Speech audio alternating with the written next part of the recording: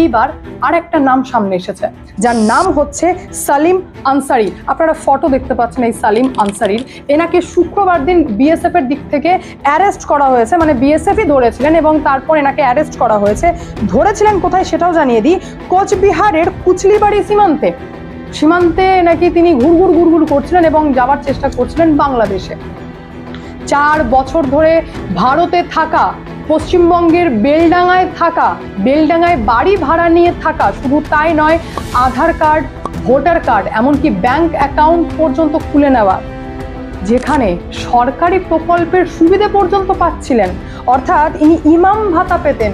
একটা মসজিদ, যে মসজিদের নাম হচ্ছে মকরামপুর দক্ষিণ পাড়ার দিকের মসজিদ, সেখানকার ইমাম ছিলেন এই ব্যক্তি সেলিম আনসারি। এবার ভাবুন, বাংলাদেশের ব্যক্তি যে নিজে স্বীকার করেছে যে আমি বাংলাদেশের চট্টগ্রাম উপকূলের টেকনাফের বাসিন্দা, যার কাছে কাগজ রয়েছে